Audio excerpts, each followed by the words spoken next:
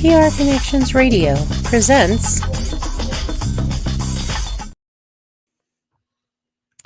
Welcome to the Sports Angle on PRConnectionsRadio.com, the voice of new media. I'm your host, Ian McKelly, and we are going to be here with our guest, Josh Bailey from Stay Tuned Live. Welcome back to the show, Josh. How's it going? It's going all right, man. Appreciate it. Absolutely. And I will say to everyone watching around the world, go to our website, thesportsangle.com, to watch all of our shows. We have a section on our website that has all of our latest content on there. We also have articles on thesportsangle.com. Our most recent article, we talked about the racing world. We did a little bit of a power ranking in NASCAR. So if you are a NASCAR fan, definitely go check that out. You would not be disappointed. So, and also for all audio listeners on iHeartRadio and Spotify, we are on there as well. So just go to your search tab, type in the Sports Angle, and you'll be able to listen to all available podcasts and shows that are part of the Sports Angle. Also, if you are on YouTube, don't forget to like, share, and subscribe, and turn on the notification bell so you not miss any episode of the Sports Angle on PR Connections Radio. So, this is going to be an interesting show. The format's going to be a little bit different today, as we are going to be focusing on the NBA instead of the normal NFL episodes we have done in the past. Hence why I brought on Golden State Warriors fan, a diehard fan, in Josh Bailey from Stay Tuned Live. Yes, sir. Josh, when it comes to Golden State, man, unfortunately, I didn't make it. Let's just talk about it real quick. Unfortunately, I didn't make it. Lost to LA. It was kind of a cruel situation. Yeah, out of all teams, man. Because that's the most. I think that's the. Well, it's because of LeBron. Well, it started with Kobe. Kobe used to destroy us all the time. I never liked him from that point on. And then now LeBron, I never liked LeBron because of the MJ comparison. So when they beat us, it hurt a little bit. You know what I mean? So there's a lot of dysfunction starting at the beginning of the season with Draymond and Poole. And that just carried into the season. And it was pretty much what I ain't gonna say that was the main. I would say it's the main reason, but other than us not having like a big and stuff like that, it's just everything just fell apart. And we will get into free agency and talk about what your team needs and what a lot of teams here on the West Coast need when it comes to NBA free agency later in the show. But yeah, I mean, the Warriors lost to the Lakers. Knicks, unfortunately, lost to the Heat in the second round. Took them to 6 games, though, which is important. You took them to 6 games in the postseason. I guess we wore them out. I'll take that. Yeah, wore them out. Now, getting into the conference final, Eastern Conference, you're having Miami and Boston, a grueling matchup. 6 games in, and regardless of what happens tonight, I feel like this series is a representation of you have 2 great teams, one more offensive heavy, the second one more defensive heavy. And I feel like the coaching has been a big storyline here. Because you have a young guy in Missoula out there with the Boston Celtics, and then you have an established veteran, a champion in Eric Spoelstra in Miami. How much of an impact do you think that has in this series, Josh? The coaching? The coaching. That's the inexperience versus a guy who's been there and won it. As you see, I mean, if you just go off paper, Boston is definitely the better team. So for Miami to really compete and be on top in the series, be winning the series, it shows how much coaching helps. Spoelstra, you know what I mean? Like, he keeps his team. If you look at that roster is really not that talented, but they go off heart. You know what I mean? They got a group of guys that they might not be the most talented, but they got probably the most heart out of any team that you've seen in the last recent years. You know what I mean? So coaching does go a long way with that. So something else that I have observed when it comes to the Eastern Conference Finals, there's been some blowouts in this series. There haven't been some close back and forth matchups. At least Denver and LA, you can make an argument that there was some good 2-point, 4-point games. It was close late in the fourth. But with Boston and Miami, especially Game 4 and Game 5, there were some blowouts in this series. What's the reason why you believe that is? That there's been all these blowouts between Boston and Miami in the series? For me, I just think it's just they're not prepared. You know what I mean? And it's a big shooting slump. Like those guys played Philadelphia. It was an on and off, and then when they started against Miami, they just couldn't get it clicking. Especially Jaylen Brown. Jaylen Brown really couldn't buy a shot. You know what I mean? And now that they're on, it seems like Miami didn't hit their peak till lately. You know what I mean? They just can't buy a basket. So it's like now it looks like Boston is hitting that peak. They're getting hot, and now some of the players on Miami, the role players, are coming down to earth because the role players was playing out of control. So now the role players aren't doing that much. What up, Sharon? And there is Sharon Mullen, a chocolate writer. Definitely good to see you in the chat. You need to have you on the show at some point. It's been a while since I've had you on. But, Josh, when it comes to this series, when it comes to Boston and Miami, before we quickly shift over to Denver, because right now they're chilling. They're in the lounge right now, just waiting to see who they're going to face. Right. But when it comes to Boston and Miami, who would be a better matchup for Denver in terms of like matchups, the point guard, shooting guard, small forward, power forward, center? Like, what team do you think would actually have a much better matchup going up against Denver? Let me see. To me, I think Boston. You know what I mean? Boston got Tatum and Brown, and I think they're a deeper team than Miami. Especially they're top heavy. You know what I mean? Like I know they got Hero, but Hero hasn't even been playing because he's been hurt. So Hero don't come back. It's definitely Boston. I know Laker fans, they like to hear that, but Boston is the better team, better matchup to me because they got more firepower on that side. Yeah. See, here's where we're going to disagree. I actually think Miami would be a better matchup against Denver, and I'm going to break it down just because of, once again, I think the matchups would actually kind of favor Miami going up against Denver, whereas if you have Boston going up against Denver, I actually think Denver would beat Boston versus where if Miami takes on Denver, I think Miami actually stands a chance. The first reason is that Miami has a suitable center. They have somebody at the center position that actually could go up against Nikola Jokic and could actually compete head-to-head with him. It's not just they're going to have a center that's going to have to try twice as hard to make up for the fact that they're not on the same level as Nikola Jokic. I mean, we saw with the LA series, there was a lot of double teams. They were having a lot of missed matchups. They had to put different players on Nikola Jokic. Really didn't work, but they were trying to do all these strategies and different techniques against Nikola Jokic. It just didn't work out. Whereas I think with Miami having Bam Adebayo, Kevin Love, who's an established veteran at this point, I say that those guys would do a lot better going up against a Nikola Jokic at this point in their career. I just don't think nobody can stop Joker. So to me, that's just it's a you know what? I'm gonna agree to an extent. I don't think you can stop Nikola Jokic, but I think that you can slow him down. Yeah. I believe that you can slow down Nikola Jokic, and LA actually kind of exposed how to, and that's by getting him in foul trouble. Yeah, if you can get him in foul trouble early and get 4 or 5 fouls in by the third, then he starts to slow down the fourth because he knows that if he gets one more foul, he's out of the game. Yeah. I mean, because to me, I just think Boston, Tatum and Brown, you know what I mean? Like they just, if they're on, it's hard to stop them. And I don't think anybody on Denver, not Denver, but Denver play defense like that. I don't think nobody on Denver. I mean, Aaron Gordon, he's pretty good defensively. I'll give credit to Aaron Gordon. I always forget about Aaron Gordon. Solid defensive guy. Yeah, Aaron Gordon I forget about Aaron Gordon all the time. Like I think a lot of people do. And I know Lakers fans know who this guy is, but KCP, Kendall Caldwell Pope. I think he's pretty good defensively too.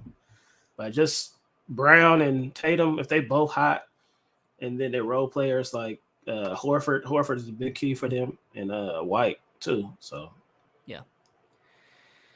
And when it comes to Denver, Michael Malone, their coach right now, he's definitely in top 5 coach conversation based off of what he has done for Denver ever since joining that team. I mean, he went from Sacramento, come over, is part of Denver now, and he has been arguably one of the best coaches in the NBA.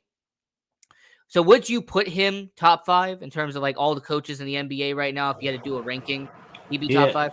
Yeah, I think we was talking about it before like a couple weeks, like a week ago, and I really didn't know who he was until y'all was like, oh, he's very animated and doing. Oh, he's all energetic, that. man. He's loud. Right. And so I was like, all right, let me pay attention to that coach more. And I was like, yeah, you know what I'm saying? And to bring his team like Denver, you know what I'm saying? I know they was the one seed though, but yeah, he got them boys playing, man. So I definitely have him top 5. There you go. And I think Jay was the one. Jay was talking about him the most too, though. So there it is. Hey, there's Jay Will. Jay Will definitely in the chat, by the way. Another Warriors fan. We got 2 Warriors in here. You got Jay Will and you got Josh. Yeah. So I will kind of pivot real quick and talk about. So let's just say, I got Miami versus Denver. Let's just say you got Boston versus Denver. Let's just play off of the argument here. Right. If it is Boston versus Denver, would it have better ratings than Miami versus Denver, or do you think it would kind of be around the same? No, I probably think people would probably favor Miami more because of just where Miami came as far as seeding. You know what I mean? Nobody really, and a lot of people are in the Jimmy Butler train. You know what I mean? Like it's a good train to be on because he's been balling. So to bring your team from all the way from the 8th seed to this, you know what I'm saying? It's a better story. You know what I mean? Like Boston was always on top. Denver was always on top of the conference. So yeah, I think Miami getting to the finals from where they started definitely be a better storyline. It definitely would be a better story. And as much as I love Miami and I think that their story is fantastic, because of the fan base and because of how successful Boston has been, I would not be surprised if the NBA kind of favored a Boston versus Denver series versus Miami versus Denver, just because Boston has the legacy behind them. They are Celtic pride. Yeah, that Celtic pride run deep. I ain't part of it, but I know it run deep. Yeah, absolutely. But I just feel like that's what the NBA would want because they are the 50-time NBA champions or something like that. Crazy. Obviously them and the Lakers, they've won like 150 championships combined. So I will say when it comes to Boston with that legacy, I believe it would be better in terms of ratings. But in terms of overall NBA basketball, I think Miami versus Denver would be better. Yeah, I agree with you. The Miami boys ain't no joke though. They gotta take it to, you know what I'm saying, today. They gotta end it in 6. 7 is gonna be crazy. 7 would be crazy. I will point out that if they do indeed force a game 7 and they do what they're doing right now, it would be one heck of a story for Boston to come down 3-0 and win 4 straight. That would be a story you don't really hear about that much. Yeah, I ain't never heard it. Down 3-0. We all know what Doc Rivers did with 3-1, but 3-0 is different. Doc Rivers, I hope he does not get hired in the NBA. I'm not a fan of Doc Rivers. I feel like he should take a year off, maybe take a few years off, become an executive or something, be in a role, be an associate role or something like that. Man, he's one of the saddest coaches ever, man. You win 1 championship, and apparently you are the greatest coach of all time. Right, and waste a lot of talent. He's wasted a lot of talent, man. A lot. So the NBA free agency, as we are talking about the NBA here on the Sports Angle on PRConnectionsRadio.com, the voice of new media. I'm your host, Ian Rickelli. We're here with Josh Bailey from Stay Tuned Live. So as we kind of pivot over to the NBA free agency, there's a good amount of names that are going to be free agents this offseason. There's going to be some good talent that are going to be available. James Harden, Kyrie Irving, Chris Middleton, Fred VanVleet, just to name a few. But let's just start out by talking about your Golden State Warriors, just to kick this off. What do the Golden State Warriors need this offseason? Is there a position or is there a player that you believe that, hey, if Golden State gets this, we could potentially win an NBA championship next year? I mean, hopefully they don't all go to Chicago, like my man Czar been saying. But if they all don't go to Chicago, especially a big man, like if Christian Wood is available some type of way and we get him and we still keep that core that we got, I think that Christian Wood will definitely get us to the Western Conference Finals and probably into the finals again. You know what I mean? Because that was the big need, was because we got a roster spot. Iguodala's gone. You know what I mean? So Iggy's gone. Yes. Hey, Yeah, my wish one, It's not Udonis Haslam. He's not going to be yeah, there for 19 years. Yeah. and it's a little bittersweet. It's not even bittersweet because it really don't matter to me who goes and who wins. But if Boston would have got swept or lost in the conference finals, or if they make it and get blown out, get swept or gentleman swept, Jaylen Brown could possibly come to Golden State. Man, I'll let that. Now, I will give you the two players that I believe Golden State could go after. Two players that I actually think would be great for Golden State. Now, you do need somebody down low. You need a big man. That's something that Man. desperately Golden State has needed for a while. And Nikola Vucevic from the Chicago Bulls, I feel like be an excellent fit for you guys. The way he plays the game, he's somebody that is a big body down low, solid size. The way he does, and when it comes to his rebounding ability and the way that he, spreads the floor, I think that when it comes to Nikola Vucevic, he would be an excellent player for the Golden State Warriors. I think that he'd be excellent. I really didn't realize he was going to be available, man. Yeah, Nikola Vucevic, he's going to be leaving Chicago. I mean, they're going to be adding all 50 players from the NBA free agency, so they got to let a few people go, according to Czar. Hey, I wouldn't mind even Andre Drummond. You know what I mean? Like, we just need somebody off the bench. Like, we don't even need like a superstar. Somebody just to play that role. Andre Drummond could come off the bench and do that for us. You know what I mean? It's like, it's really not just with our system, the way we play. But first, we got to get Bob Myers back. Is he going to be coming back, though? Because I've been hearing a lot of reports that like unless he really doesn't want to be in the NBA anymore. He really doesn't want to be. I don't see it. Basketball. Like, I hope he does, but they already put an offer on the table that he'd be the highest paid GM, and he still hasn't took the deal. So if he's not taking the deal, now that was one of the stipulations, and to be with a still good team, and he's still not taking it, it's not looking good for us. And where it is, Dunleavy Jr. will take his spot. As a player, you don't want that, but you never know as a scout, or as a GM. Yeah, absolutely. That definitely is a good point here on Sports Angle on PR Connections Radio. So that was the first one I mentioned was Nikola Vucevic, and Christian Wood would be a really solid player for Golden State. But what about Jeremy Grant? Because I think Jeremy Grant's one of the most underrated players in the NBA. He was in Detroit for a little bit. He's in Portland now. And he's a player that does have the ability to bring some size to Golden State. He would, and he could stretch the floor a little bit. He could shoot, right? I think he can shoot a little bit, and he could rebound. As long as you could help with the rebounds and a little defensive inside, I'm with it. You know what I mean? Like I remember you saying that before, but now that I actually think about it, yeah, he wouldn't be a bad fit either.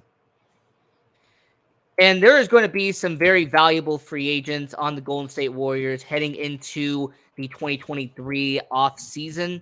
And the most important one is a guy who's top 10 on most people's boards, and that is Draymond Green. So is Draymond Green, in terms of percentage, how much do you think he's going to be gone from Golden State? Like, what's the percentage there? I think give me 65%, man. 65. Get him out of there, man. And what would be the only reason why he would come back? His bond with Steph and Clay and money. That's the only reason why, man. He said and Curry, money. Dre, and Vucevic will be nice. But yeah, I think it's more, yeah, the bond he has with, especially with Steph. You know what I'm saying? I know him and Clay tight too, but that bond right there, I mean, it goes a long way. But money does talk, so. Get up out of here. You know what I mean? And he says Curry and Dre for Vucevic.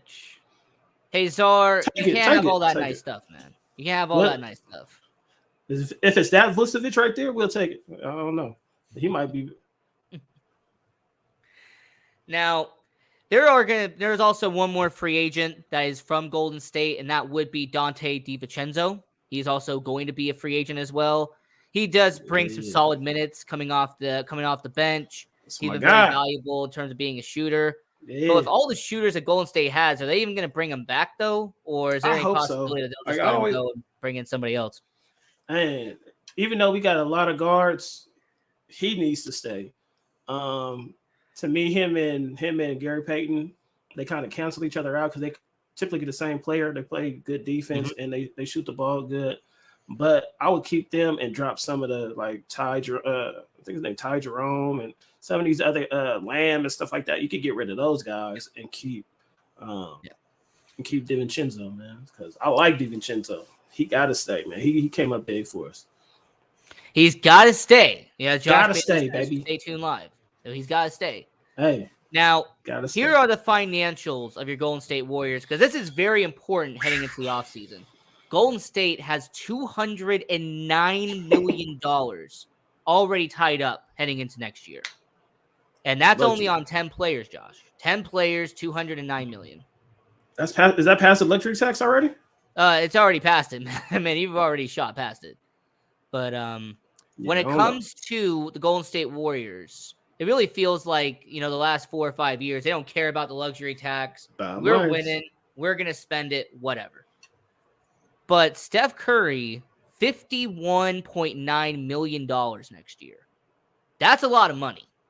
I don't care what nobody says. That's a lot of money to pay Steph for 1 year, $51.9 million. But he is your face of the franchise, though. I didn't even know that. That's a lot, man. 51 mil. Yeah.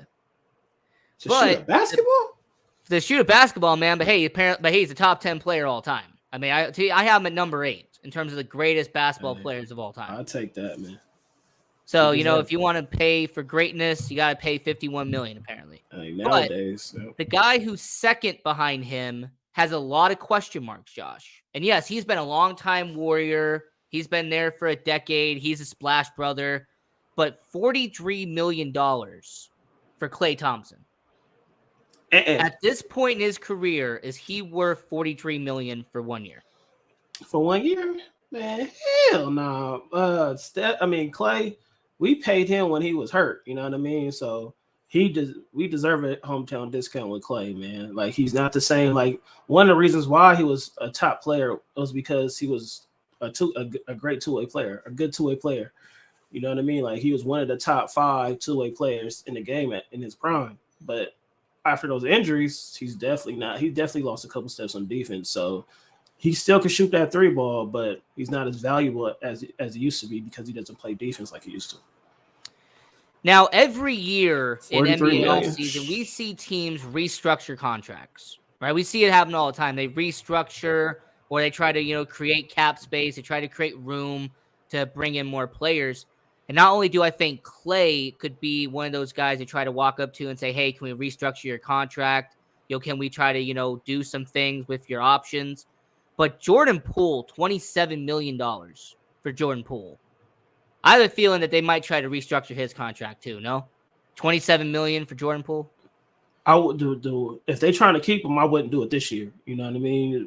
And if they try to keep Draymond, that wouldn't be the best thing to me because of that situation. I would probably keep him at 27 this year, and then hopefully if you have a better season, or just hopefully next year, depending on what happens, everything that happens next year might restructure then. But this year, nah. If you're trying to keep him and the way he's been acting, like he been acting a little sensitive, but you got to keep him happy a little bit. You know what I mean? Yeah. And then the following 4 players from the Golden State Warriors, really nothing to talk about. Andrew Wiggins, $24 million. He was an all-star, so that does make sense. $24 million for Andrew Wiggins. Gary Payton, 8.5. $8.5 million for Gary Payton, a very good guy for Golden State. So once again, nothing really to talk about there. Kevon Looney, $7.5 million for your center. So he could be a little higher. But he could be a little bit higher too. But his value, you know what I'm saying, for his value. Yeah, but one player that's definitely going to get brought up because I think he's even requested a trade at this point is a guy who's getting paid around $6 million a year on his rookie contract, and that's Jonathan Kuminga. Yeah, man. $6 million doesn't sound like that much, but when it comes to Jonathan Kuminga and the fact that he doesn't want to be there and the fact that he wants a more active role within the team, do you think that he'll get traded this offseason, Jonathan Kuminga? It's a possibility. You know what I mean? Especially if we keep Draymond, because to me, that's the person he's probably will replace if Draymond leaves. But if Draymond stays, he still get probably a little bit more playing time. I don't know if it's going to be as much as he wants because he just shut down in the playoffs when we kind of needed him. Or he didn't. You know what I'm saying? He was complaining about minutes with Steve Kerr. That's pretty much, as we see, is a big no-no. So He did that. It was in the doghouse. So he just gonna have to earn it again.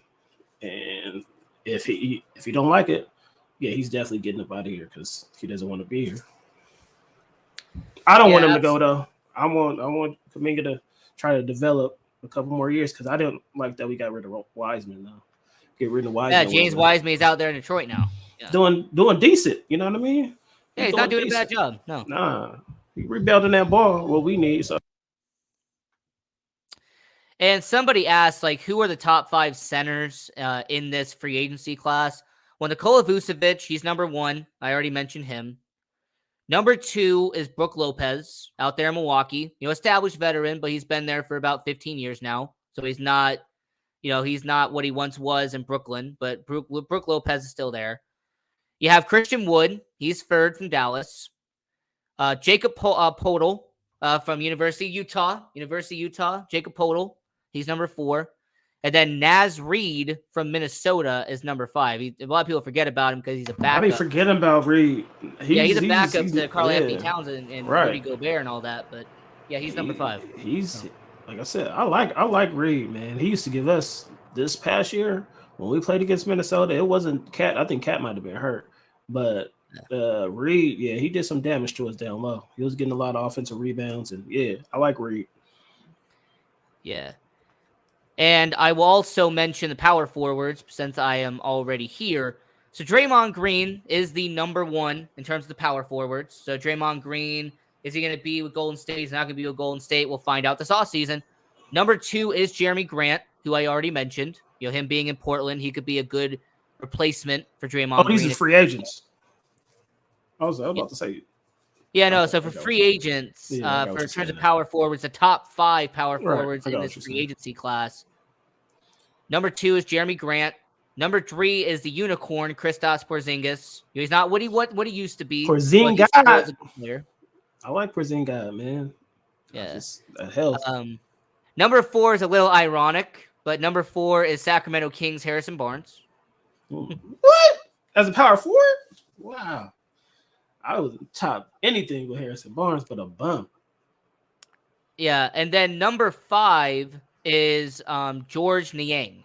If I said his name wrong, I apologize. I know who you're talking about though. Yeah. But Niang. What? Right. Hey, that's the way it is. Unfortunately, the power forward class is very weak this year. That's the only thing I could say about it. My guys are, man. That's the homie. A very weak power forward class. So, as we're talking about NBA free agency here on Sports Angle on PR Connections Radio, the voice of new media, I'm host Ian Rakelli. We're here with Josh Bailey from Stay Tuned Live. So, since I'm already here talking about the top 5 at each position, and for reference, I'm using CBS Sports because they have their offseason, they have their rankings and stuff like that. So that's what I'm using here. Use CBS Sports. Now, the small forwards, the top 5 at small forward. At number 1, you have Chris Middleton from Milwaukee, who everyone says is the Robin, the Nightwing to Giannis. He's the nice number 2 out there in Milwaukee. Do you think Chris Middleton would actually leave Milwaukee, though? Like, if he is available, would there be a team out there that would want to go get him from Milwaukee? Or is he just going to re-sign and be Giannis's number 2? If I was him, I'd stay with Giannis. Because if he go to another team, that's the way he's been playing, he's just going to be another role player. You know what I mean? Mm-hmm. One of those top-tier role players, though. But he's not going to be he'll probably be on a – because he'll probably start, though, because I was going to say he could be a Tyler Hero to somebody, but he'll probably start, though. But, I mean, I think he'll get the most money from Milwaukee, so he probably would pretty much stay with Milwaukee. I believe that the only way he would leave Milwaukee is if he got number 1 money. If there was a team that would pay him to be a number 1, that's the only way Chris Middleton's going to go. Yeah, I don't see who, especially coming off injury like that. Like, he just hasn't been the same. Like, we had a discussion Weirdly about enough, Josh, we've seen in the NBA before, teams get desperate. They need a face or whatever. Somebody cash him out. Somebody would definitely cash him out. Yeah. And I could see him probably going to taking Harrison Barnes' spot. They need a reliable shooter. And he's more reliable than Harrison Barnes. I mean, he could go to Sacramento. He'd be more reliable than Harrison Barnes. Hey, let's talk about Sacramento for a minute because they're on the rise.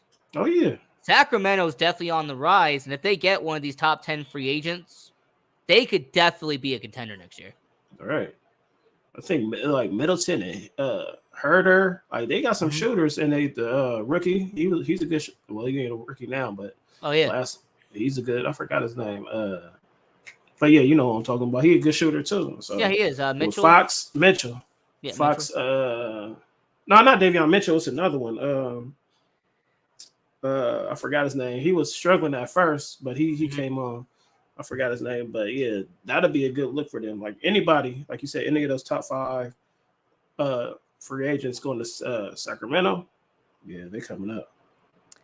Now, continuing to talk about the top 5 players at each position heading into free agency, we're doing small forwards. Number 1 is Chris Middleton from Milwaukee. Number 2 is a University of Utah legend. He's a former Laker. It was a Washington Wizard, and that's Kyle Kuzma. So Kyle Kuzma, number 2 at small forward. A lot of people forget how good Kyle Kuzma was with the Warriors. With the Wizards. My bad. It was Keegan Murray. Keegan Murray. Okay, Keegan Murray with Sacramento. But, hey, what about Kyle Kuzma? I mean, he's definitely been a good player, very undervalued because of Washington and how bad they've been. But, yeah, Kyle Kuzma's been pretty good so far.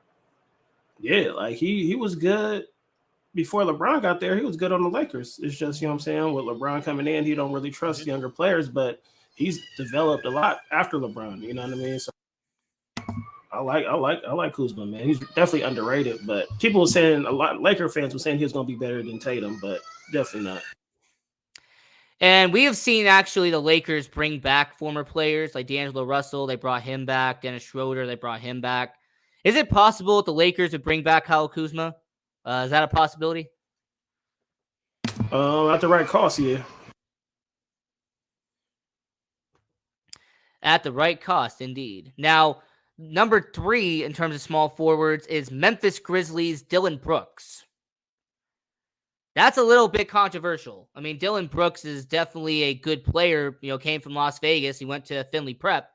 But when it comes to Dillon Brooks, his attitude and the way that he's been doing a lot of trash talking, especially in this past postseason out there in Memphis, you think that's a little bit too high, or do you think he's properly rated there as the 3rd best small forward in this free agency class? I'm not, because it's free agency, and I think he's probably, he could be in that top. I think Boston would probably be a good spot for him after Horford leaves.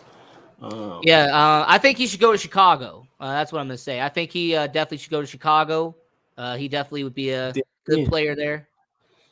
Yeah, I'm in Chicago. Yeah. Because because that's the thing about Chicago, man. They're always about that physicality. You know, all about that trash talking. You know, that's you think him do. And if they keep Pat Bev, you think him and Pat Bev would get along? Because Pat Bev, that'd be a fun conversation. Hey, Dennis. Hey, how's it going, Dennis? I see you there. You gave me a compliment, Czar, by the way. I appreciate that. What's happening, Blaze? What we're doing is we're looking into the NBA free agency, and we're kind of breaking down who are the top 5 players for each position heading into the NBA free agency. Them Reds, baby. Them Reds, man. Them Reds. You know, my team's under 500. Josh is like 1 game above 500. Hey, we trying, man. Hey, we smacked the Brewers, though. I definitely don't like the Brewers. 15-1. Brew City, take that. Bang, bang. Yeah. Hey, man, forget the Mets, boy. Kristaps to Orlando. Let's get it. Hey, if you want to take Kristaps, man, go right ahead. Hey, it's Porzingis. Get it right, man. Yeah. It ain't no Porzingis. Unicorn, man. Kristaps Porzingis. Yeah, there you go. Oh, and just to round out the small forwards, by the way, number 4 is Jay Crowder, and number 5 is Kelly Oubre. Did Crowder even play this year? He actually did. Actually, he had played a few games. He wasn't a starter, but he did play a few games. Yeah. I don't know, man. I mean, but for free agency, okay. And then Kelly Oubre. I like Oubre. Obviously, I like Oubre. I liked him when he was on the Wizards. Like he made a name for himself on the Wizards, so I always liked Oubre. Yeah. And then when it comes to shooting guards, it feels like after you go past number 1, it kind of goes downhill. Number 1 is James Harden, who is actually the number 1 free agent in this entire free agency class, is James Harden. And there's going to definitely be a lot of teams that are going to want James Harden. There's been talk about him returning to Houston, having a reunion, being in H-Town. So I'll be curious to see what happens there. But I mean, James Harden, the number one free agent heading into next year. How do you think that's going to go? If he don't go back to, I don't think he's going back to Philadelphia. They say he want a reunion with Houston because I don't think nobody's really just cashing out for James Harden just because of his track record in the playoffs. I don't see nobody really just making a reach for them. Maybe, but I can see him just going back to Houston. But the thing is, don't they still have John Wall? John Wall needs to go I think they somewhere, might man. have his contract, but I know he's not playing. Yeah, I don't, man. John Wall, man, could come off the bench somewhere, man. Like that's one guy that they need to let go. And number 2 from the shooting guard position is actually somebody who's going to be in the NBA Finals, and that's Bruce Brown Jr. from Denver. And he's done pretty well for Denver in this postseason. Right. I like Bruce Brown, man. He's going to get, I think Denver might still keep him. And they're going to have to cash him out, though. Yeah, he's a solid utility guy. Not top money, but he's going to get a good amount of change. Yeah. Number 3 is former 6th man of the year, and that is Jordan Clarkson out there in Utah. Don't be disrespectful. Did pretty well. Yeah, I like Jordan Clarkson. Utah should keep him. Oh, he's still in Utah, right? Yeah, he's still in Utah. Yeah, he was a 6th man of the year. He got to get out of Utah, though. Like, yeah, get up out of Utah, Clarkson, man. You ain't going nowhere. Yeah. In Houston. Number 4, by the way, I'm going to say this on record. Number 4 at shooting guard, the New York Knicks better not let him go, because if you do, I will be extremely disappointed. And that's Josh Hart. Oh. Yeah, Hart. If you're Hart the New York Knicks, you got to keep Josh Hart with what he did this season. He's underrated, though. Yeah. He's definitely underrated, so I can see him still staying with the Knicks because, I mean, if you watch basketball, you know about Josh Hart. So somebody should throw something at him. But to me, he still should stay with the Knicks, like you said. Yeah. And then number 5 is Austin Reeves with the Los Angeles Lakers. I feel like they won't let him go. I don't think they're going to let him go. Nah, Lakers would be dumb to let him go. And I hope they are dumb because I don't want him with the Lakers. I don't want Hachimura with the Lakers. Man, I don't want nobody with the Lakers but LeBron so he can choke. Oh, so the article that was written on the sportsangle.com where I talked about how Kyrie Irving could go to the Lakers. No? Nah. Well, Kyrie, I could see it happening. I don't see it happening if they want to keep some of the dudes that they had on the team this year. But I could see it happening. And I could see Kyrie just being Kyrie. You know what I mean? Great when he plays, but when you need him the most, it ain't gonna happen. Yeah. But he's a closer, and that's what they definitely need. The Lakers, they need a closer. Oh, they definitely need a closer, 100%. They definitely need a closer. Yeah, because AD is iffy. Even when he's healthy, even when he's having a big game, he's still iffy with the closing. And LeBron, I was listening to somebody else. The only move he got to close the game is to go to the hole and try to get fouled. But we know he shies away from that because he's not a good free throw shooter.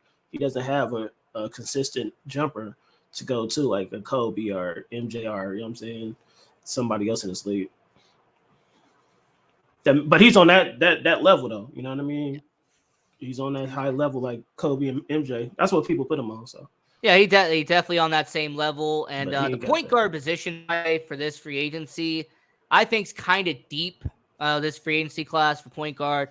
Kyrie is number 1. That's actually why I started that conversation off that way. Kyrie Irving is number 1. Number 2 is Fred VanVleet out there in Toronto. I think that is actually a good move for whoever does get him. He's a very underrated point guard, Fred VanVleet. He up out of Toronto, I know that. Yeah. D'Angelo Russell, he's 3rd on that list. D'Angelo Russell out there in LA. I don't know if they'll bring him back, though. There's definitely question marks. D'Angelo Russell, not to the Lakers. He was a big reason they choked. Yeah. Number 4 is Pat Bev, who we talked about earlier. Now, I would be shocked if the Bulls did not bring him back. I feel like he is a Bulls type of player. So I would say Patrick Beverley, he should be coming back. Yeah. That's our guy now. And then number 5 is a guy who is a former NBA MVP, and that is Clippers Russell Westbrook. He should stay with the Clippers, man. He was good. He was a better fit with the Clippers than any team that I could see going forward. Coming off the bench, man. Starting, he's not a starter no more. Mm-hmm. Czar out of control. He said Pat Bev, these nuts, but nah. I don't think he's gonna get $46 million a year though. I feel like Hell that's no. those days are over. Nah, hell no. If anybody gives him that much, they need to be drug tested. Yeah. The only player actually I feel like could actually get that much money at this point is James Harden. Like I think he might be the only player in this free agency that could get a $40+ million contract. And that's But pretty I much wouldn't it. even pay him that much. If I was Houston, I'm not, because you paying him to what, sell tickets? Because y'all not going nowhere. To sell this year. tickets. Exactly. I think So- him and Kyrie Irving, I don't think he's worth $40 million per year at this point. I know he's gonna want He want the $40 max million though. per year. He definitely want the max. Yeah, he's gonna want the max, 100%. But it was crazy to me how him and Luka couldn't even get in the play in though, man. Like that was just crazy. Like I didn't think it was a good trade and a good fit, but I thought they was a top 10 team to at least get in the play in. But Yeah. I'm not putting it all on actually, Kyrie though. I ain't putting it all on Kyrie because they lost a lot on defense, but he still should be a top 10 team. Yeah. And I will say, by the way, giving a little bit of an update, Boston still up by 5. Boston right now trying to make sure that this series goes to 7 games. And you know what? If Boston does, they do overcome a 3-0 lead, I think that will be one of the greatest stories of this postseason. Like, no doubt that will be a cinematic story. It might be one of the best ones. Might be the best. Yeah. I mean, they besides, win a I already said on your show, Stay Tuned Live, that the champion's coming out of the East. And I know Czar disagrees, but the champion's coming out of the East. The East has been more dominant this year than the West was. Yeah, I just, like I said earlier, I just think that taking it to a 7-game series, it's going to take a lot of both these teams, the Heat and Boston. So, like I said, I'm just glad the fact that if Denver does win, it's going to put a lot of, you know what I'm saying, shine on Nikola Jokic's game. Denver bucket. Boston versus Denver would be solid. So you're actually on the same level as Josh, because that was what Josh was saying. Was that, if Boston takes on That's what I wanna Denver, see. that would be a solid matchup there. Yes, sir. Blaze, what's up, baby? Yep, there is Blaze, man. Hey, definitely. I love talking NBA with everybody here. It's always a fantastic time. We don't talk about it that much here on the show, but it's always fun to talk about when we do talk about it. Now, there was an article released. There was an article released recently about the NBA that I kind of want to get your input on, and that was Charles Barkley recently in an interview said that there is a no doubt that the NBA is headed for a lockout because of the players and what the players are doing in the NBA. And now, I want to ask this. Do you think this is a cap or no cap? That because of the players, Charles Barkley came out and said in an interview recently that the NBA is headed for a lockout.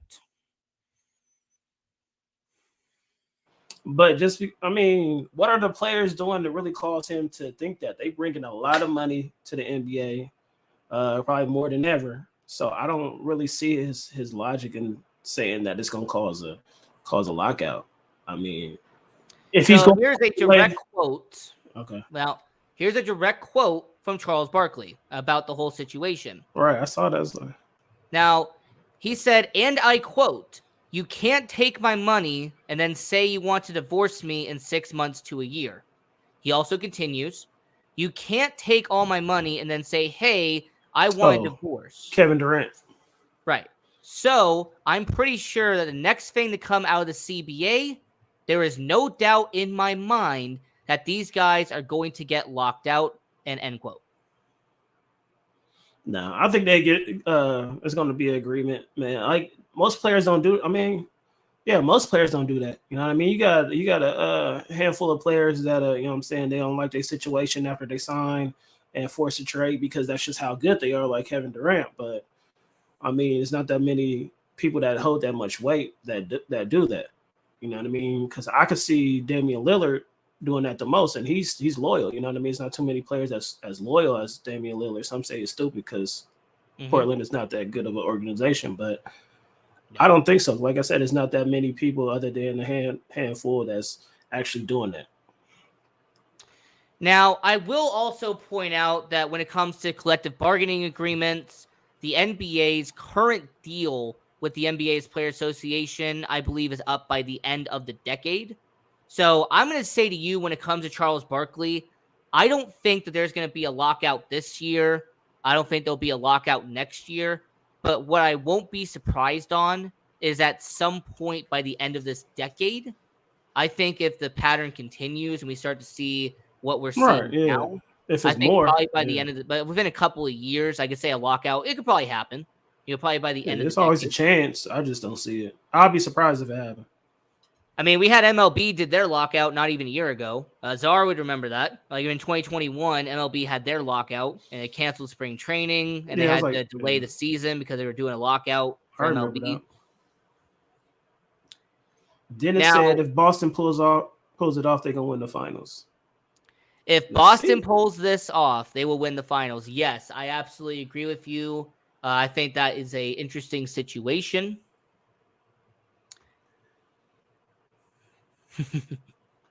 I like them looks, Czar, man. You know what I'm saying? Let me get some of them bad boys, man.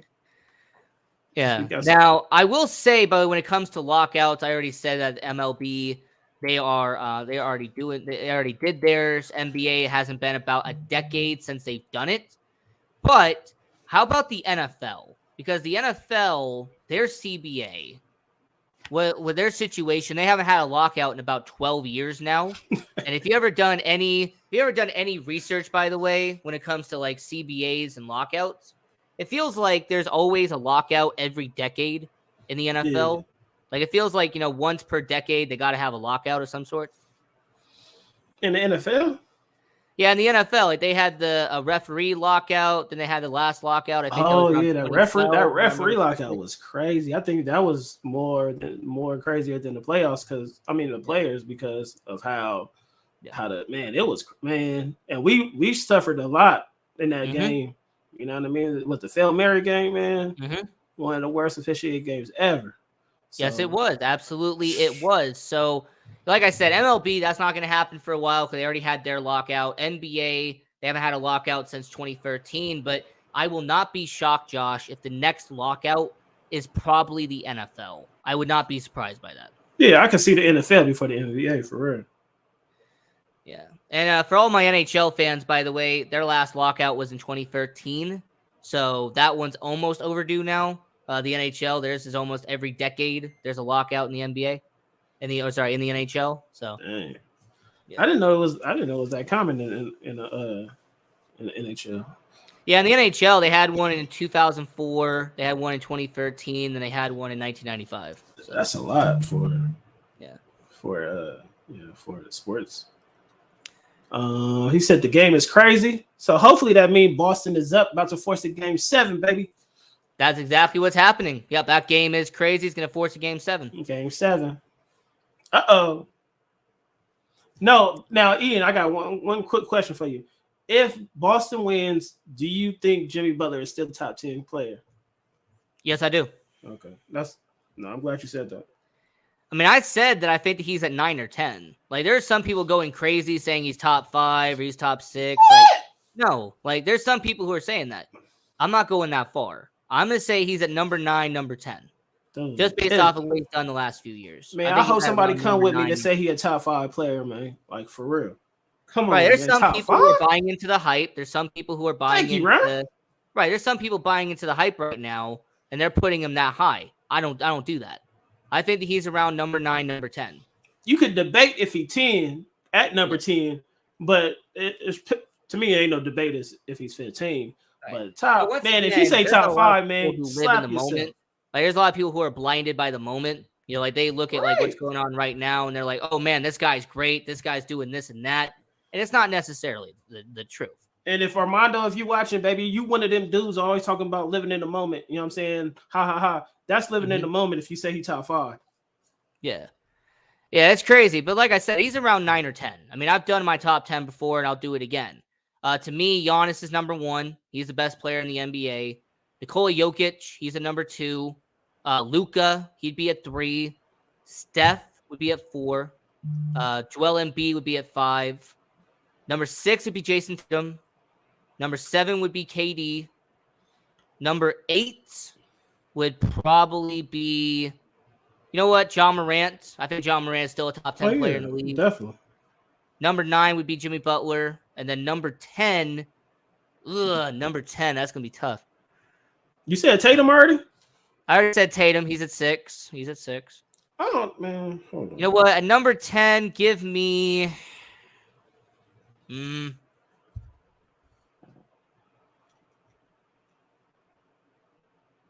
me Jaylen Brown. You wouldn't say AD's better than him? AD's top 15 at this point, but with all the injuries, I just can't trust it. Like, that's the same reason why I don't have Kawhi. Yeah, I was about to say, that's why you ain't got Kawhi. Yeah, I don't have Kawhi on there just because he's always been injured the last. You didn't have my boy Dame? You know what? Damian Lillard, I would say he's number 11. If I had to do a number 11, I think Damian Lillard would definitely be there. Bradley Beal, I'd say top 20, just because I always have to talk about Bradley Beal. I love Bradley Beal. He's definitely top 20. Yeah, so he's top 20. Okay. But yeah, no, I mean, that would be my top 10. And I'm going to repeat it once You again, can't name 15 around the world. You can't name 15 people better than Jimmy Butler. Brown said Brown, Jaylen. I like Jaylen Brown better than Jimmy Butler, but I don't think he's better than Jimmy Butler. Right. So my top 10, once again, for all people watching around the world, number 1 will be Giannis. Number 2, Jokic. Number 3, Luka. Number 4, Steph. Number 5, Embiid. 6 is Tatum. 7 is KD. 8, Ja. 9, Jimmy Butler. And then 10 would be Jaylen Brown. I got to squeeze Booker, no. Young, no. But I got to Mitchell, no. I got to squeeze. But you got to have Damian Lillard on. You got to have Lillard. That's what I'm saying. You got to have Lillard. Trae Young, not this year. Paul George, nah. Oh, come on, Paolo Banchero. Yeah, he's coming for that top 10. Hero is coming for that. Nah. Giannis, KD. I think you missed a C there. I think he's talking about Banchero. Yeah. Oh, yeah. And here's Czar, by the way. He's rookie of the year. This year. Wait, you have DeRozan? KD at 2. You have Kawhi at 7. And DeMar DeRozan at 10. See, I'm with him with AD. I could put AD. It's a case for AD. To me, it's a case for Dame. You can make an argument for top 10, but I say he's top 15. Man, I got to put Dame up in there, man. DeRozan, I'm putting man. Yeah. I don't know if DeRozan's better than. I mean, DeMar DeRozan, he's top 20 in my mind. Yeah, DeRozan is debatable. You know what I mean? Yeah. But I got to put Dame up in there, man. Zara, where you got Dame top 15? Yeah, so he has Dame at 11, just like me. Zara and I are kind of on the same category there. I got him higher than DeRozan, though. Zara, you know what I'm saying? So what would be yours then? Like, Josh, since you're the guest on the show, where would you put him, though? Let me see. Hold on. Let me see some of these players. So. All right, he's coming. Not there yet. I got Giannis. It's not in order, but I'm going off Giannis, Kevin Durant, Joker, Embiid, Curry, Tatum, Ja. How many is that? 6, 7? 7. Dame, AD, and who else? This need another one? What was ours? That was ours. Who did I say? Luka? I said Luka, right? Yeah, you said Luka already. Yeah, I said Luka, and then Klay Thompson or Iguodala. Klay Thompson, Andre Iguodala, Jonathan Kuminga. No, sorry. I said Embiid, AD. Oh wait, Czar, you missed Luka? Okay, Czar, so you missed Luka. Okay. You'd bump DeRozan and put Luka on there. All right, that makes sense. That makes more sense. All right. Now, we do have about 5 minutes left here on the show just because, this was going to be a quick hour. This wasn't going to be a half hour just because the NBA Eastern Conference Finals and everything's going on. So, with about 5 minutes left here on the show, how about we talk really quickly about baseball? Let's talk a little MLB. Your San Francisco Giants, 26-25 on the year. Oh, give me Fox. I forgot. Give me Fox top 10. De'Aaron Fox. That's top who I 10. was like, dude, I'm missing somebody. Darren, you know what I'm saying? De'Aaron Fox. All De'Aaron right, Fox. baseball. Hey, your Giants are doing pretty good, man. I mean, they're in doing better contention. than what they started with, man. So, hey, let's keep trucking.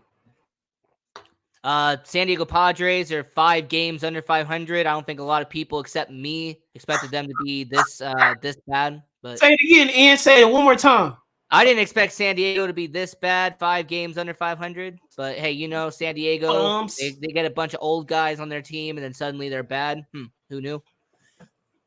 Hey, I didn't know Tatis. They said I was watching. I forgot the off the basis with June and them boys over there in Sound Sports, and they said Tatis is a turtle. They said he's good to get on the basis, but other than that, he's super slow. I didn't know he was that slow. Yeah, he's not a fast guy by any means. He's not. Okay. I was like, dang. And outside of Xander Bogaerts, who's my only player I actually like on the Padres, everybody else is kind of underperforming right now in San Diego. Good. Arizona is 8 games above 500. So a team that I was very high on heading into the year. I definitely wasn't high on Arizona. Yeah, the team I said was going to be a playoff team, and Czar was like, "Oh, you kidding, man? Now get out of here." I wish Czar was right on that one, but you definitely was right. Yeah, no, sorry, Czar would be like, "Man, you crazy." Exactly. But when it comes to the LA Dodgers, they're of course the top of the NL West. But yeah, so the Dodgers top of the NL West, like most people predicted. Yeah, they the Yankees of the NL, man. The NL Central is the only division. I mean, the NL Central is probably the only division where the first place team and the last place team is only separated by 5 games. Trash. I mean, Milwaukee and Cincinnati are only separated by a few games. That really tells you how bad that division is. And we just spanked Milwaukee. That's going to be a lot of fun to watch, by the way, come July. Because in July, when all these teams are around the same, you're going to see the standings flop back and forth in the NL we Central. Just spanked them boys. Them Brewers didn't want none. And Brewers are always good, though. I don't know how they good, but they always good, man. And the thing was, I expected them to start trading off assets at the trade deadline. Like, Czar may have overlooked that. But I said on my show when we did our MLB season preview that when Milwaukee starts selling off assets in July, that's why they're going to start falling in the standings. Because I was like, man, this team's probably going to be selling off assets. Cheeks. That's what they definitely are. Trash. And the Cubs, I said we're going to win 74 games or 5 games under 500. So there's that. Hey, man, I thought my Giants would be worse than I thought they would be the Padres, where the Padres at right now. But that's not the case, and I'll take it for right now. It's a long season, though. Yeah, absolutely. And then the NL East right now, Atlanta is the favorite right now. They're a couple of games up on the Mets, who are in second place. Shout out Sonic, baby. Shout out Sonic. I'm also going to say the Miami Marlins are actually impressing people, being around 500 at this point. Yeah, I mean, I didn't like them back in the Bobby Bonilla days, but I like their jerseys, man. That's the only reason why I like them. They got some nice colors. 2035, man. Bobby Bonilla Day. 2035. He's still getting paid. Still getting paid, absolutely. Philadelphia has been a bit of a disappointment. Sorry, Dennis. I know you're probably still watching the show. Horrible. But Dennis say this is how they start out. That's how they always start out. So we'll see. Yeah. The AL West, the Oakland A's, the soon-to-be Las Vegas A's, have won 10 games all year. So hopefully the Oakland A's can maybe turn it around and put up something of a respectable season. Yeah, them bums keep them right there where they at the bottom.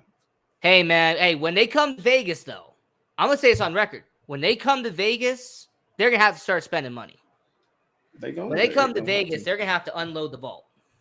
Hey, as long as they're the Oakland A's, I want them to be trash. Only thing I like about the A's is them colors because you see why. But other than the green, man. The Kelly green. Yeah. They're giving this colors a bad reputation, man. Winners had this colors. You see Boston, right? Yeah. Hey, man, come on, man. Y'all got to step it up, baby. Seattle Mariners, a little bit disappointing. They're around 500. I know. I had them winning. Man, my favorite team to watch, though. Like, they are so fun to watch. What's his name came back, though, right? Is his name Sager? Corey Sager? He back, right? Kyle Seager, yeah. Kyle? Yeah, come on. Yeah, but they got Julio Rodriguez, man. J.P. Crawford. There's so many fun players out there in Seattle. Seattle about to come back. Maybe the surprise team of this entire season so far, the Texas Rangers are first in the AL West, not That's the Houston crazy. Astros. I know. Hey, but my favorite player, I know for sure, the Dodgers don't like him, is Altuve, but he got hurt again. How you gonna come back and get? Man, come on, man. And Jose Altuve, man, the only problem with being such a small frame, him being 5'7", 5'8", he does get injured a lot though. That's the only. Well, he just problem. came back and he already hurt again. Yes, he did. Indeed, he just did. And the only reason why I like him is because the first time I played fantasy baseball, he was the best guy. I was like, I forgot how many years ago, but hey, I liked him ever since. He made me win that league. Weirdly enough, I'm not really a fan of Altuve, but I'm a fan of his shortstop in Jeremy Pena. Jeremy Pena is this young, up-and-coming shortstop. So much talent out there in Houston. Yeah, I'm surprised that they ain't doing better because they need you, Altuve. Yeah, they need Altuve. They need their captain. He is the captain of the team. The leader in the locker room. Get it together, Altuve, man. Yeah, Anaheim Angels somehow keeping sturdy at this point. The Anaheim Angels. Shohei Ohtani, he's probably going to be gone this upcoming offseason. If he goes to Seattle, by the way, I will not be surprised if he goes to Seattle or goes to the Dodgers or goes. Ichiro is one of my favorite players. I know that's probably why, but Ichiro is one of my favorite players. Hopefully, Ichiro, man, he was a beast. Ichiro's man, yeah, and the way they used to beat Oakland, so I loved him. Man, that boy had a cat. I forgot who he gunned down. I don't know if he hit the cutoff or what, but he gunned somebody down. That boy had an arm. Yeah, in 2001, he was a play in right field, and he had an absolute long shot straight to third base and got the out. Yeah. That was third base. He didn't hit cutoff, right? No, he didn't hit the cutoff. Okay, yeah. Somebody tried to say he hit the cutoff. I was like, I'm pretty sure he didn't hit no cutoff, man. Yeah. So I forgot who said he hit the cutoff. I was like, man, no, man. That was a straight beeliner. Exactly. He did it against Oakland too, by the way, which I find interesting. He did it against Oakland. You think Shohei Ohtani will be gone next year, though? This upcoming off season, the $500 million, $550 million man. Of course, if he's smart, if he want to win, he got to get up out of there. Is he gonna go to your Giants though? He gonna go to your Giants? He ain't gonna. We ain't gonna pay him that much, but I wish he would. I don't think He's staying on the West Coast, by the way. I'm sorry, Czar. I'm sorry to be a bully, but he's not going to the Mets. He's not going to the Yankees, the Red Sox, or the Bulls. Cubs. Like, he's a West Coast guy. He's going to stay on the West Coast. No. Hey, come to the Bay, man. I doubt it because I don't think we're going to cash him out like that. We were trying to cash out Correa, but we see how that happened. But speaking of Carlos Correa, Minnesota Twins first in the AL Central. How? The most random team, by the way. They're not really that good, but they're the team that's Hell no, they ain't good. Exactly. That's what? Yeah, what? Absolutely. Detroit somehow second in that division. That makes no sense at all. Detroit somehow second. Hey, they got something. Hey, we know how Detroit, man. Detroit got to look forward to something, man. The two most disappointing teams this year, Cleveland and Chicago. These two teams are supposed to be better than they are right now. Man, definitely Chicago, man. Come on, yo. Come on, White Sox. And then Kansas City is, Kansas City. Outside of MJ Melendez, there really isn't much to talk about positive coming out of Hey, only thing positive in KC is that NFL team, because that baseball team is garbage. I mean, hey, Josh, we all know that KC is coming here next year. Next year, the Super Bowl, that's where they're going to be. Oh, we'll see. Hey, Kansas City and Seattle, man. I've been saying that. I said it on the Buck Flair show. Kansas City, Seattle will be meeting right here. We gonna see it. I won't be mad though, because I know it ain't gonna be us this year. So as long as it ain't them garbage 49ers, I'll be all right, man. Hey, Seahawks and 49ers, man, that's gonna be one of the best rivalries to watch this year, though. Like, you're gonna see 49ers and Seahawks become a rivalry again. Hey, Pete Carroll, do what you do best and get them boys on defense ready and smack them Niners up, though. That's all you gotta do. Legion of Boom, man, 2.0. Legion of Boom 2.0. And the AL East, we didn't talk about them. The best division so far in baseball, the AL East. All 5 teams are above 500. I don't know how that's possible, but all 5 teams are above 500. All right. Yes, yeah. For all of them to be over 500? If all of them are I don't above remember. 500, Toronto, I think, is a game over 500, but still counts. Right. It is what it is. They doing business. They taking care of business over there though, but Yeah. only one team can win. So it's all about that NL West. All right, so thankfully I've gotten a half-hour extension. Thank you. So I will say when it comes to the NFL, we're going to shift there because we talked a whole hour. We somehow even gotten in the NFL, even though this is a NFL center show. Your Green Bay Packers, man. Your Green Bay Packers. Yeah, man. How do you think they're going to do this upcoming year, man? Tell us what's going on. As a fan, I have no expectations for my Green Bay Packers, but I got more pressure on the defense, the running backs, because they're supposed to already be set. You know what I'm saying? They're supposed to be already. We know Jordan Love. That's why I don't have no expectation for him. But the running backs is already vets. Defense has already made a name for themselves, so they should be enough to carry the team. But like I said, quarterback is a big spot to fill after Aaron Rodgers. You know what I'm saying? Even though he had a bad year, he's still a great quarterback. I have no expectations, but I still think it's a chance for us to get to the Super Bowl, get to the playoffs, because of the conference is weak and our division is trash. You know what I mean? So that's why I think we can get to the playoffs because of that. The conference is just not the AFC, but NFC, it's not top heavy like the others. Let me make an argument here. Jordan Love has potential. Jordan Love coming out of Utah State, coming out of the Mountain West Conference. I've gotten to see him up close because UNLV plays in the same division as Utah State. So I know that Jordan Love, he has his strengths, he has his weaknesses, but the one positive that Jordan Love has is his intelligence. He's able to find he's a lot of checkdowns, he's able to find the first option, and more importantly, Jordan Love, he has that kind of professionalism, and he kind of has that maturity in the pocket, which is something a lot of young guys don't have. There are some young guys who don't have that maturity in the pocket, where if the first guy isn't available, a lot of these young guys will either take off running or they will try to force the first option to happen. And I feel like Jordan Love's not going to do that. I feel like Jordan Love will be able to, all right, first option's being double teamed. I'm going to pivot real quick, see if the second guy is open, and then I'll see what I can do there. I'm hoping so. I'm hoping he takes off. You know what I mean? He's already. That's the one thing I give positive about Jordan Love, man. His intelligence, the way he got to prove it plays to me. in terms of football. Like I said, Aaron Rodgers and we're gonna go to the playoffs. Nah, you got to prove it. As much as he didn't choke, you got to prove it again. But he's not proven. This guy, Jordan Love. I want, as a Packer fans, which a lot of Packer fans don't like him already. I'm like, why?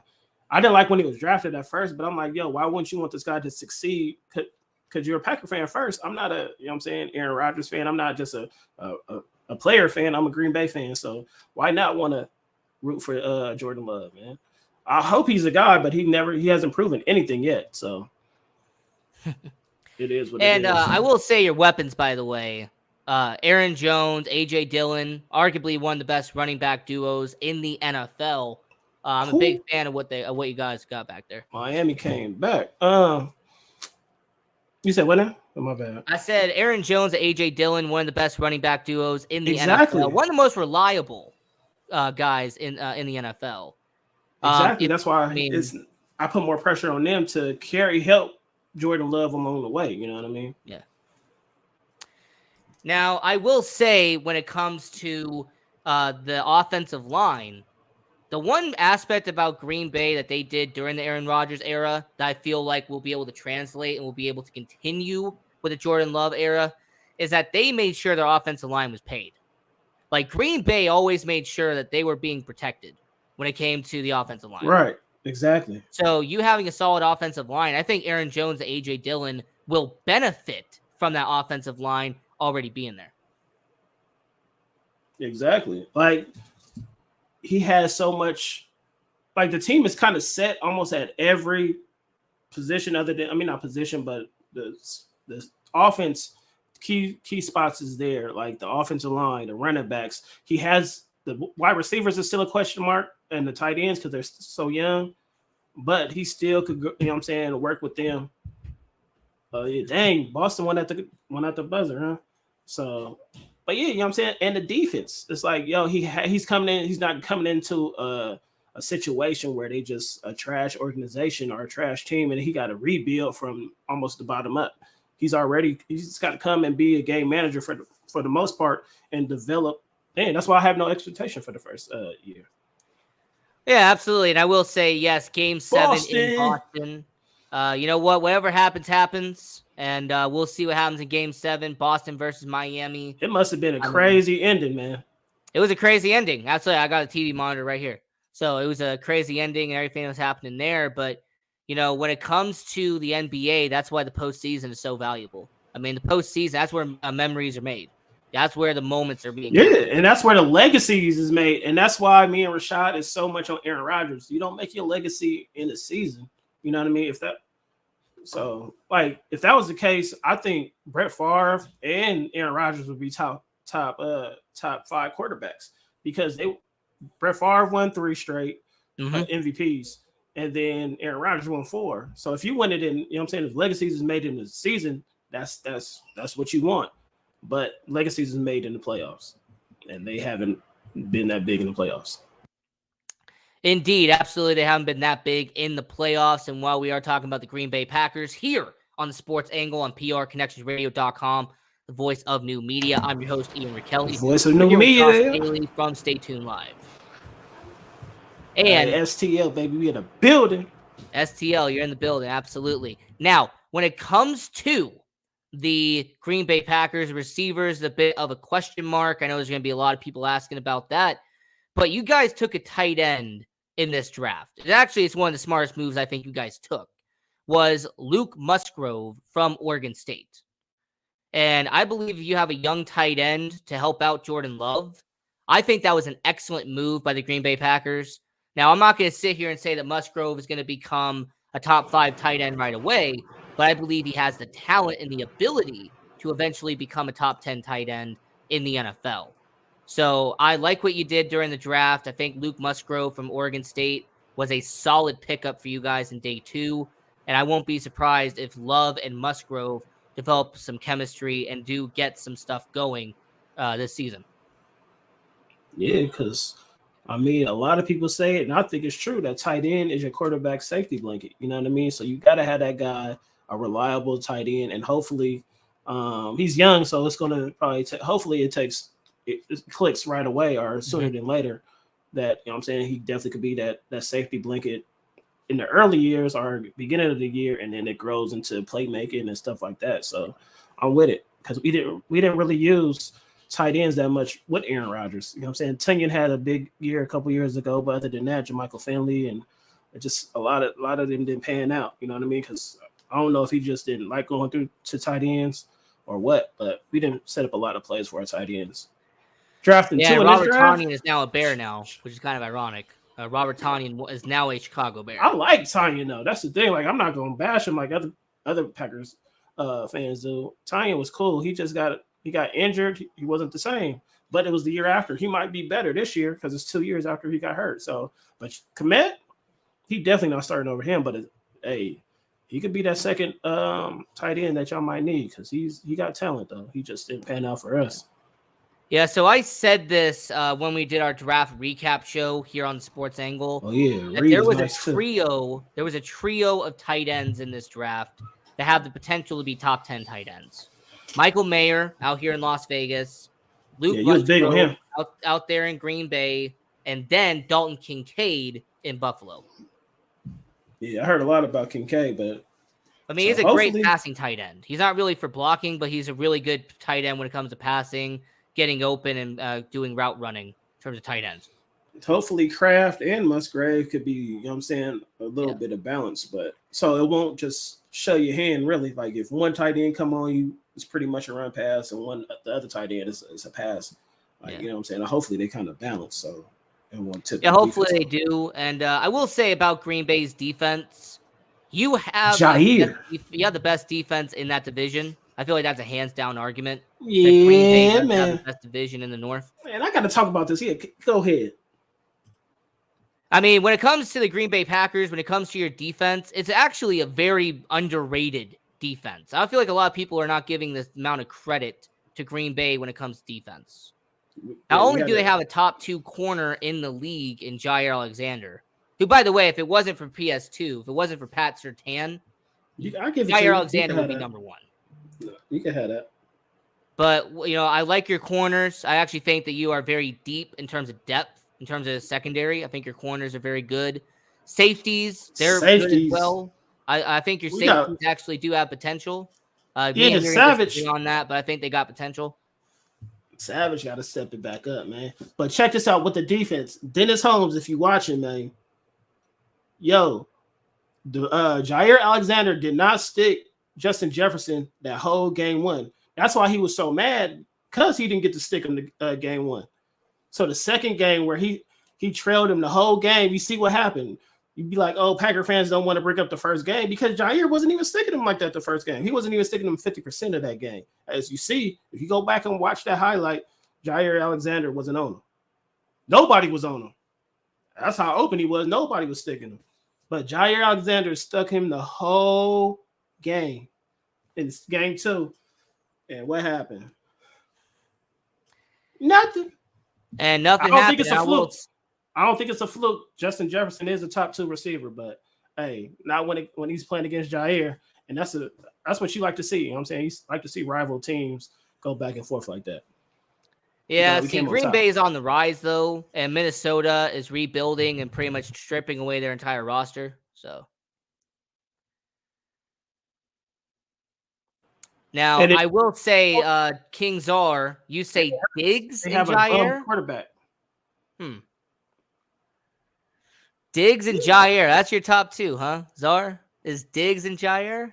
It sucks for Justin Jefferson.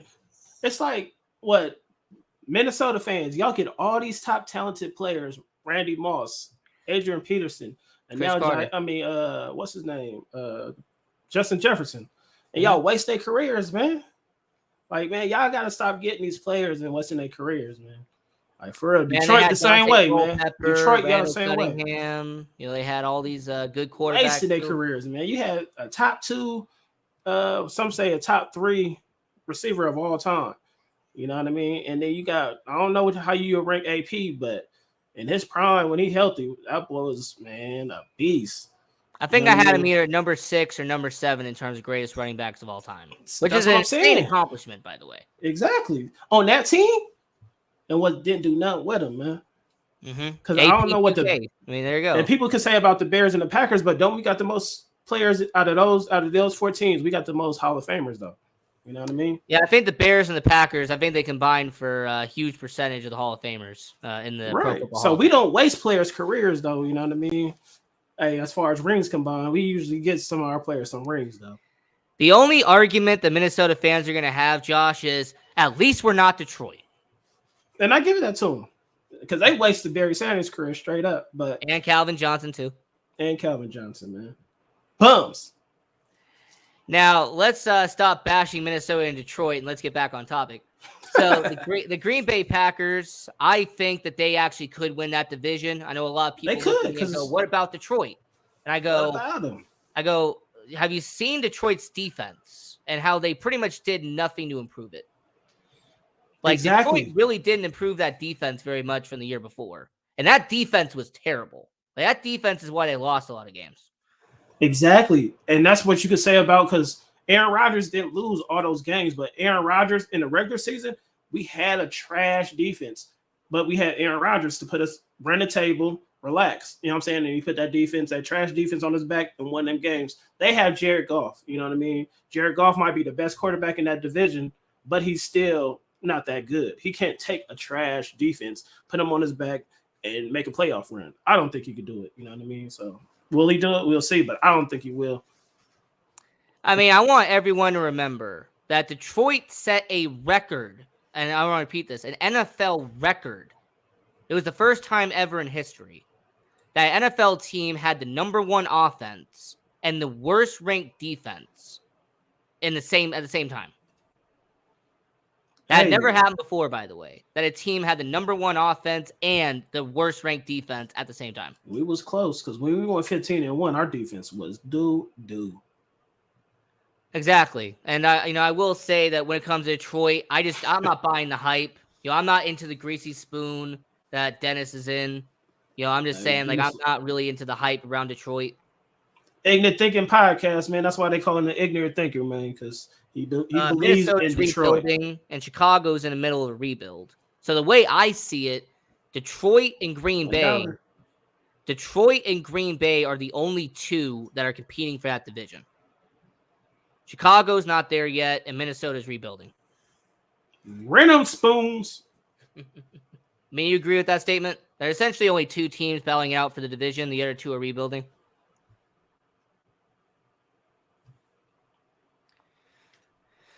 Now, when it comes to the rest of the NFL, we have about 10 minutes left here on the show. There was a receiver that got released recently. It was a very big news that this receiver got cut by the Arizona Cardinals, and that was DeAndre Hopkins. And there's been all these rumors and all these reports about where is DeAndre Hopkins going to go? Where is D-Hop going to be heading? And Josh, I'm going to have you start first, and I'll give you my angle second. But if there is two teams that you had to say, you know what, they have the most potential to get DeAndre Hopkins, it is these two teams. Who would they be, Josh? I don't know the cap situation, but I could see the Chiefs and Buffalo. I think those teams could benefit. But the thing is, with him, before you do yours, he's not D-Hop no more. You know what I mean? He's not that D-Hop guy no more. He's DeAndre Hopkins now, because he's not that guy no more. But he will benefit by being the second guy on those teams. So, well, he'll be a number one in KC, but he'll benefit of having Patrick Mahomes. So those are the two teams, and he might benefit going to Chicago. He definitely won't be number one on the Bulls. So you never know. I would say with Chicago, they still have $32 million in cap space, which is insane to think about. That the Chicago Bears spent all of that money and still have money left over this offseason. Yeah, but that's crazy. But when it comes to the two teams I'm basing it off of, you went based off of rings. I know what your strategy was. Kansas City, Buffalo, he wants to win a championship. That's what your logic is. My logic is that he wants to get paid. I think that he is going to want to get the most money that he can. And if he wants the most money that he can, I'm looking at two teams right now. The first one is the Carolina Panthers, who are actually right below the Chicago Bears in terms of the most money left over. So if you're Carolina, got 41 million. Yeah, I think they have like 28 million, 29 million around there. But when it comes to the Carolina Panthers, I look at their team and I say, you know what? You don't have a number one at this point. You have the money. Why not go out and get DeAndre Hopkins if you already have the money to do so? So that's my first one. I'd say based off of money, the Carolina Panthers, because DeAndre Hopkins is going to want to get paid.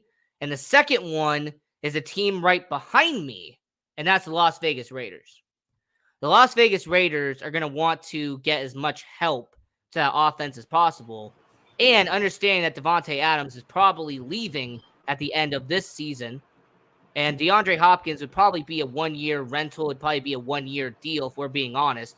It'll probably be a one-year deal worth a lot of money, but it'll be a one-year deal nonetheless.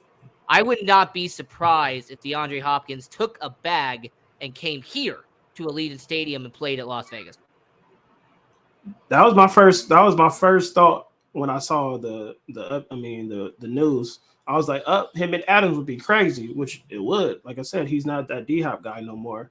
He's a number two, and all the attention that Devontae gets, DeAndre Hopkins would probably cook the third, the second cornerback. If he stays healthy. That's the thing. Like, it's still injuries. Always a big if, man. It's always a big if. So that's the only thing with I keep on calling D'Angelo Russell. D'Angelo Russell, man. There you go. That's another bum. But once again, I thank you, D'Angelo Russell. I thank you for sabotaging the Lakers. Now, I will say, by the way, I do appreciate that we're different in terms of the ideology in the NFL. Because you went off of rings, and I went off of money. Right. So I kind of appreciate the difference there. The fact that you went based off of Kansas City and Buffalo because he wants to win. And I looked at it as he's going to want to get a bag. So Carolina or Las Vegas.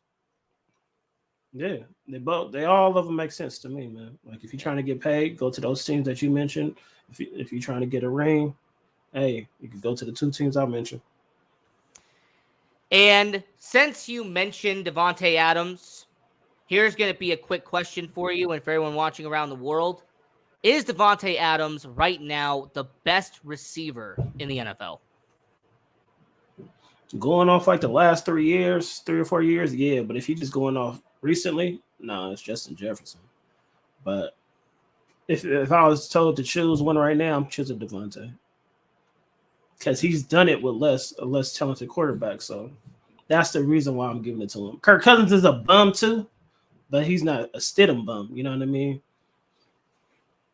So give me Davante because he's advantage to Justin Jefferson. But to me, Davante Adams, he is number 2.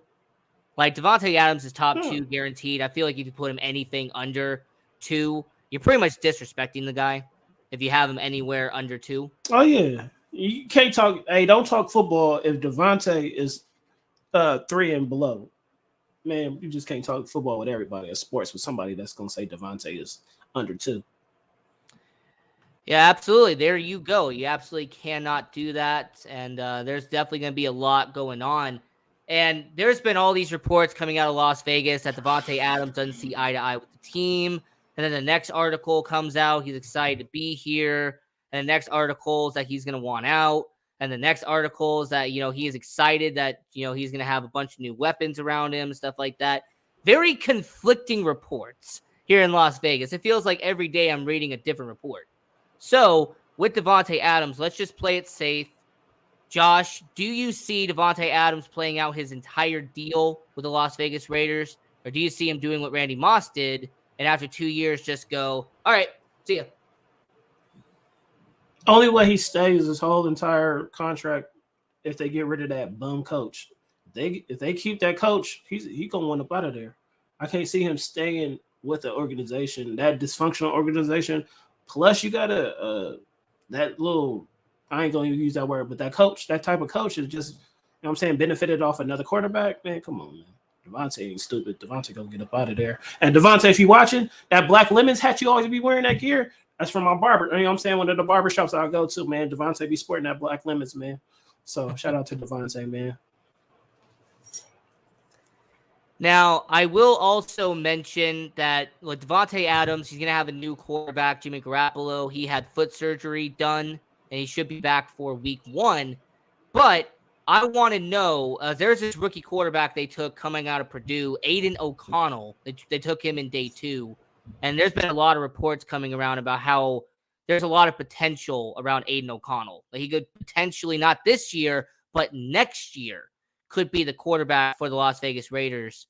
So, do you think that's what the Raiders are kind of going to be doing this year? He's kind of going to be a transition year. Jimmy Garoppolo will be here this year, and then next year having this young up-and-coming guy and Aiden O'Connell, the quarterback coming out of Purdue. Well, like Zara said, man, it's all about Sean Clifford. So, hey, that's the next man on the rise, though. But I don't know. We all know he might be Jimmy Garoppolo might be ready week 1, but he might be gone by week 5, 6, or something like that. So I think they're prepared to start, you know what I'm saying, the rookie quarterback. So I mean, if you get a guy like Jimmy Garoppolo that has a history of getting hurt and not finishing seasons and just unreliable, and his talent is not there anyway, you know what I mean? And having a guy like Davante Adams where you want to push it down the field a little bit, I don't know if this guy pushes it down the field more than he's very accurate. That's the one thing they were talking about was his accuracy. It was a very, very, very good accuracy. Unless they see promise in him, Davante is going to be out. If Davante sees the promise in his rookie quarterback, he might stay because Garoppolo not going to be there after this year, probably. Definitely not next year. He's not playing no 2 years in Vegas at all. I don't see him. And King Czar, since you mentioned it, here in Las Vegas, the greatest city to ever exist, the sports entertainment capital of the world, it's all about the Raiders. It's all about the A's. It's all about the NBA expansion team that's coming here. It's about UNLV. It's about UNR. And it's about those Vegas Golden Knights. And Both y'all wrong. And I just want to very quickly say, by the way, Vegas Golden Knights unfortunately lost to Dallas Stars 4-2 in Game 5. So they will be heading at Game 6 in Dallas. And I just have a quick rant, by the way. Since I'm an NHL guy, I have a very quick rant. It'll take about 1 minute. Hockey time. All right. ESPN, you bought the rights to the NHL, but yet you barely promote the NHL. I don't understand why ESPN bought the rights to the NHL if they don't care about the NHL. Like, it doesn't make any sense to me. It didn't make sense to me when they did it. I didn't understand why they bought the NHL when none of their analysts talk about the NHL. None of their shows talk about the NHL. And they still don't, by the way. This is year 2 of them being on ESPN. And yet they still do not promote the NHL on ESPN. So, ESPN, you need to step it up because TNT is doing a heck of a lot better job than you are. Like, no cap. TNT is doing a way better job at the NHL coverage than you are. So you got to step it up. Like, Josh, it's annoying as a hockey fan trying to watch ESPN games. And that's coming from the sports capital of the world, Ian Kelly. Yep, the sports entertainment capital of the world, Las Vegas, Nevada. Absolutely. I'm saying PR connections. Yep. And speaking of which, we have a marathon show. We're going to have a Memorial Day marathon show here on PR Connections Radio. It will be Sunday, May 28th from 10 a.m. all the way to 6 p.m. It's going to be a fantastic marathon show. I'm going to be a part of it. We're going to have Cozy Stone. We're going to have Voices of Humanity. We're going to have all the amazing shows on this network, and it's going to be a fantastic event. So for all people who are with PR Connections Radio, come on down, watch the content, show your support. Sports Angle will be a part of it tomorrow, and it's going to be a lot of fun to be a part of. So once again, PR Connections Marathon Show on Memorial Day, May 28th. It'll be from 10 a.m. to 6 p.m.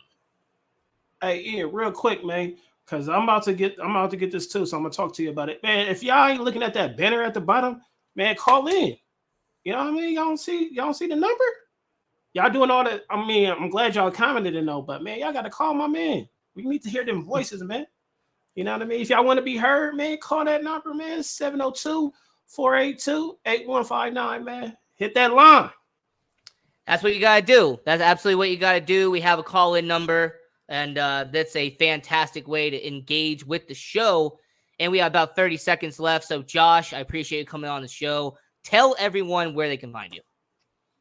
You can find me in St. Louis Rolling on Dubs. No, you can hit me up on Stay Tuned Live. Hey, type it in Instagram, Facebook, YouTube. Type that Stay Tuned Live.